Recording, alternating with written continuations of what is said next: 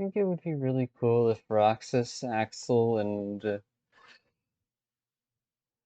Xeon were to just kind of return to Twilight Town and become its little protector squad, or they could make actual lives with each other. Also, the fact that Naminé never reappears leaves me wondering.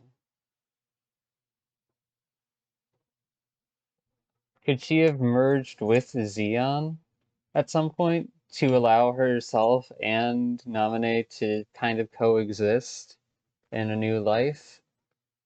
Because that would have been really fucking cool. Naminé. Naminé.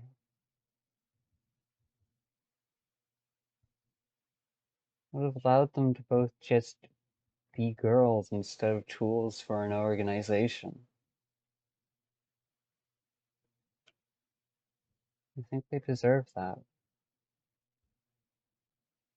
Plus, it would have been cool to just see Roxas getting to know Hayner, Pence, and Olette all over again, but this time with his memories intact of everything. He wouldn't necessarily fit in the old traditional sense. At the same time, he definitely, it would be interesting to see him include them as a part of his life.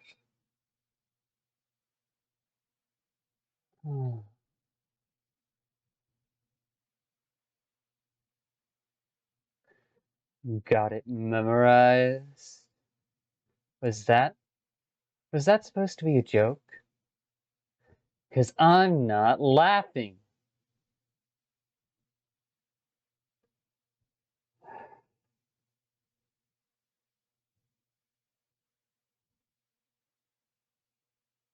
No, thinking about Kingdom Hearts and getting ready to move on by working on the highlight reel of screenshots and otherwise. Paring down entire months worth of screenshots into highlights and then combing back through the highlights to pick out key moments.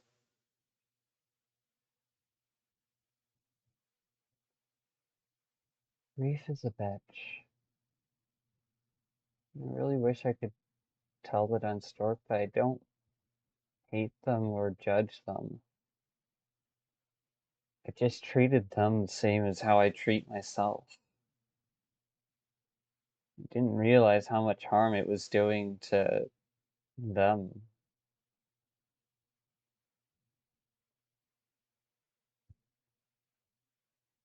Because I didn't realize how much harm it was doing to me. I'm never gonna let go of that capability to be sharp, to have that negative space within me. But I don't want to see it as a fix everything kind of tool. I want it to be a last case scenario kind of thing.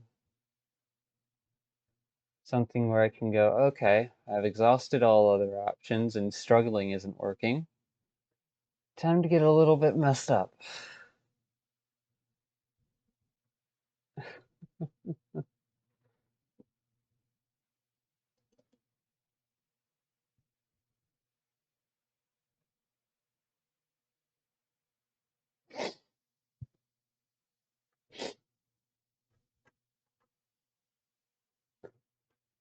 No, I thought you would be a wonderful friend. Hey! I thought you might be able to relate to me, you dork. Might be able to tell me that I'm not crazy for having these experiences. But I realized somewhere along the way that you just want to live your life. That you just want to be you. Without having to deal with responsibility or trouble or stress.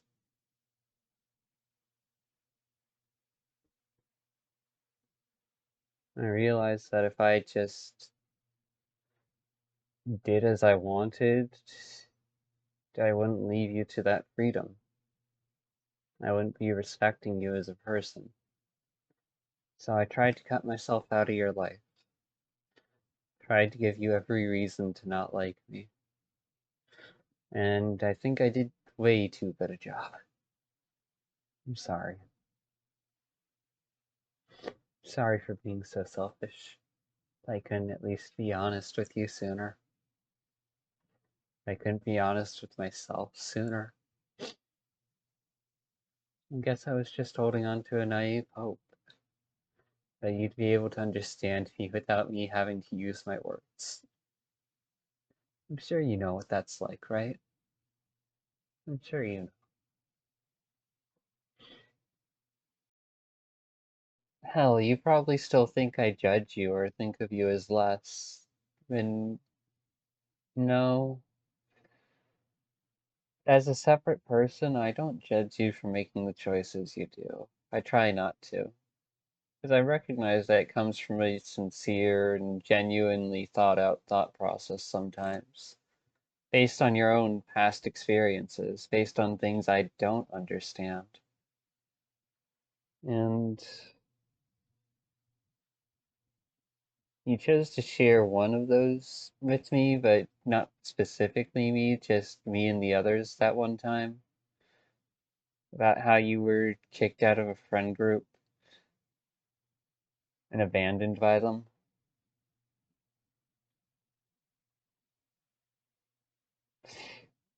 And I'm sure you're scared of that happening again, which is why you pull away and are so scared of people thinking badly of you. I do hope you realize that people still care about you even when you're flawed. It's just that when you try to pretend like you're not, it seems like you're willing to prioritize performance over authenticity, both because it feels safer and because it doesn't mean admitting to uncomfortable truths. And although that keeps the performance alive, it erodes trust. I'm sure you know what that's like from the outside in, given your experience with me. Trying to keep the performance up and say everything was fine was exactly what pushed me away from you. Trying to resolve stuff without directly addressing it was what made you trust me less. Trying to say that I don't have a desire when I do, and then resisting that desire when it's evidently overwhelming me. You couldn't tell if I was safe or not. You did the right thing in pushing me away back then. I just didn't want to let you forget me, so I tried being too honest too soon.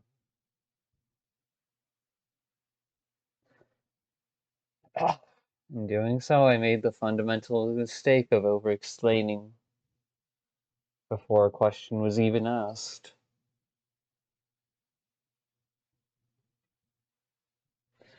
Because I didn't feel like I could trust you to ask that question. And in taking that action, I proved that lack of trust. In taking the actions I did, I proved that lack of trust.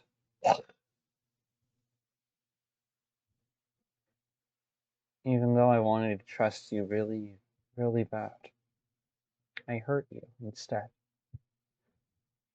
Because it scared me how much I liked you. Even after learning of your flaws and seeing how you didn't have the capacity to fulfill a fantasy of mine. Even now, I still like you as a person.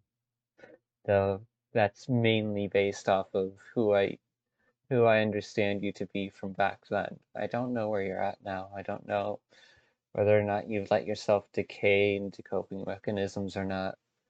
And I don't get to know that.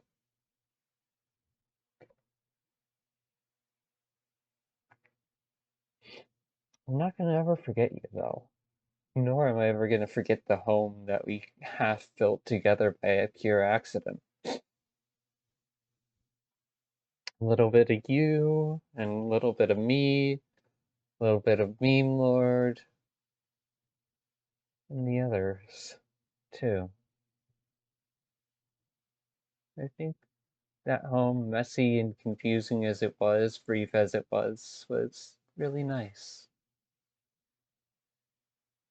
Sorry for being so sharp with you.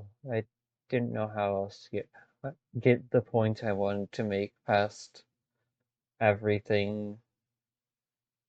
I didn't want you to be left alone without understanding that reference point, because then you'd just abandon yourself, I feel like, in times of crisis.